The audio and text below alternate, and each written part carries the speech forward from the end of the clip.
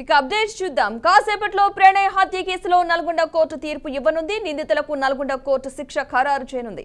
ఇక ఇప్పటికే నిందితులు కోర్టుకైతే చేరుకున్నారు.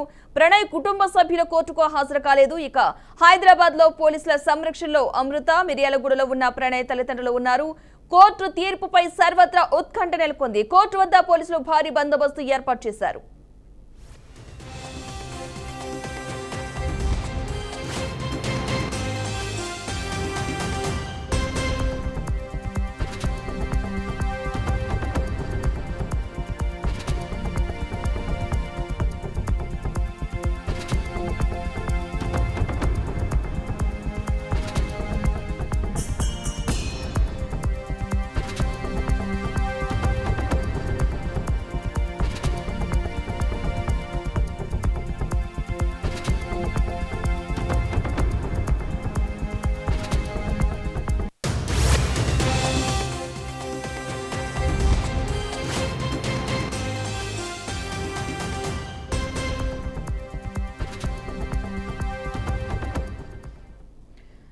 రైట్, ఇక కోర్టు తీర్పుపై సర్వత్రా ఉత్కంఠ అయితే నెలకొంది. ఇదే అంశానికి సంబంధించిన పూర్తి సమాచారం మా ప్రతినిధి శ్రీనివాస్ అయితే అందిస్తారు. Srinivas, good afternoon Padma.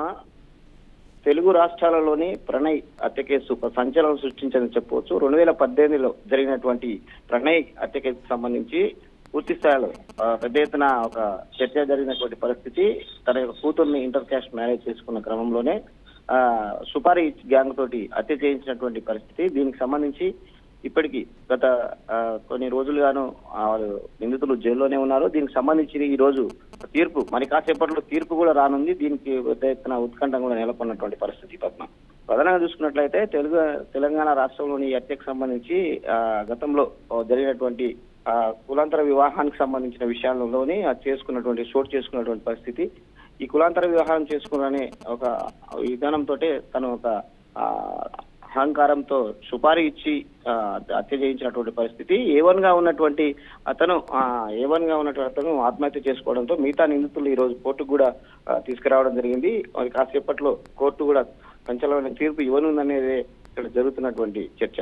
ప్రధానంగా చూసుకున్నట్లయితే ప్రణయ్ హత్య కేసుకు సంబంధించి చూసినట్లయితే తను ఇంటర్ క్యాస్ట్ మ్యారేజ్ చేసుకొని తనకున్న ప్రాపర్గా ఉన్నటువంటి కొంత అహంకార భావంతో ఉన్నటువంటి రైస్ మిల్ అసోసియేషన్ అతను ఆ రోజు జరిగినటువంటి సుపారీ గ్యాంగ్ కు ₹1 ఇచ్చి హత్యకు ప్లాన్ వేసినట్లు కూడా అప్పటి పోలీసులు ఉన్నతాధికారులు కూడా తెలిపినటువంటి పరిస్థితి. ఇదే విషయానికి సంబంధించి కూడా ఈ రోజు కోర్టులో మరి కాసేపట్లో నిందితులను కూడా కోర్టుకు హాజరుపరిచారు. మరి కాసేపట్లో వారికి సంబంధించినటువంటి శిక్ష ఏ విధంగా ఉండబోతుంది, దీనికి సంబంధించినటువంటి ఖరారయ్యే పరిస్థితి ఉంది.